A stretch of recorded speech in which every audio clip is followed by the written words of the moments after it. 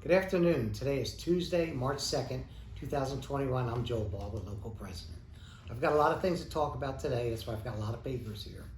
First, I've been asked a lot of recently, like if I feel threatened at work or the management's hassle me, what do I do? Well, if you feel threatened or anything like that at work, you request a threat assessment. Don't let them tell you no. You tell them you want to file a threat assessment. Now, sometimes people are going to think, well, that's not going to go anywhere. The supervisor's going to throw it out. That's not how that works. What happens is you fill it out. Management locally has to send it to the district. And who they have to go on the team at the district is the manager of labor relations, manager of human relations, the district manager or his designee, the occupational health nurse, and the lead plant manager or his or her designee. So it goes to a team and then they follow up. So make sure you do that. It's imperative. Let's see what else we have.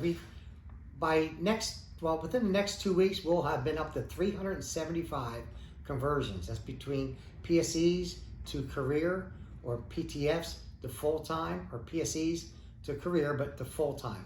375, which is a lot. And we plan to see a lot more out in the associate offices, out in the field. We have plenty more coming up. The liberal leave policy has been extended, which is, it's not really paying you for COVID because you know that law went away. But if you have COVID-related symptoms when you call in, those will, of course, are unscheduled, but they should not be counting against you for any kind of discipline. So if you get something like that and they're counting things similar to that, like you're calling in for COVID-related, they're going to count those towards your unscheduled and discipline. We need to know about it because that's not the way it's supposed to be.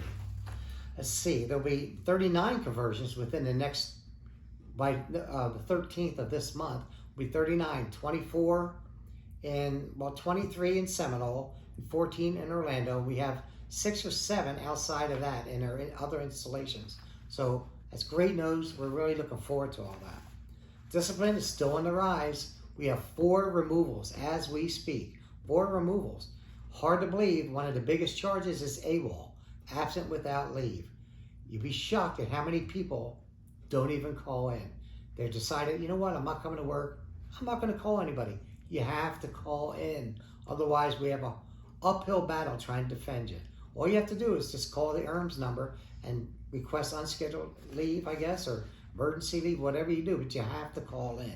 It's very important. Another thing out in the associate offices where you customer service, where you have windows and you work in the back with the pass machine. What we're seeing, we have 4 or 5 here within the last 2 or 3 weeks. You have to change the date on the pass machine.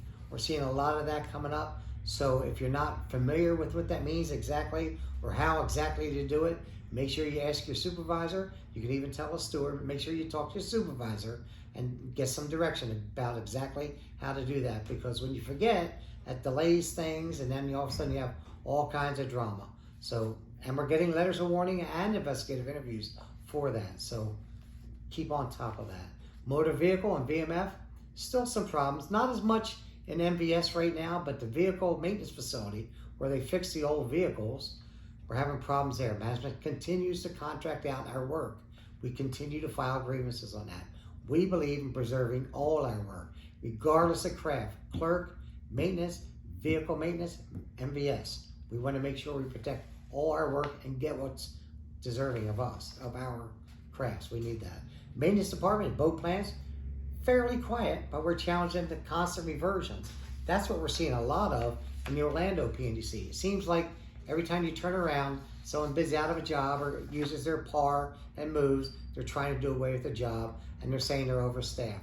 Well, the staffing package shows that, but we're in the process of seeing what we can do to try to fix that because we believe that there's more work than what they're saying, and we're diligently working on that as we speak.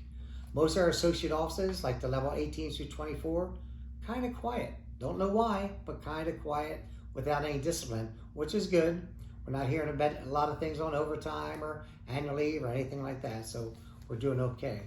Now, in 2 of our plants, the Orlando PNDC and the Seminole PNDC, within the last 2 days, I've been hearing some complaints or some questions about, hey, now that we have to report to transportation supervisors, which I mentioned in the last video, now what? I mean, we can't bid or whatever.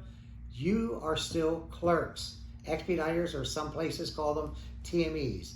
You're still clerks, and you maintain your clerk seniority, even though you report to a transportation supervisor for your day-to-day issues or whatever, things like that, you're reporting your schedules, you still are clerks and you bid on clerk craft jobs.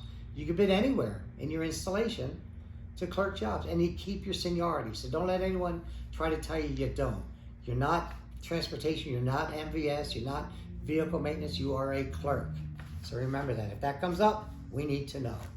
The level 24s, we have a couple of those, bigger offices, Lakeland with 3 stations and branches, Kissimmee with 4 or 5 total. We have problems with short staffing, but there will be some conversions in both of those installations within the next 2 weeks. So I just wanted to let you know that. And for now, that's pretty much all I have.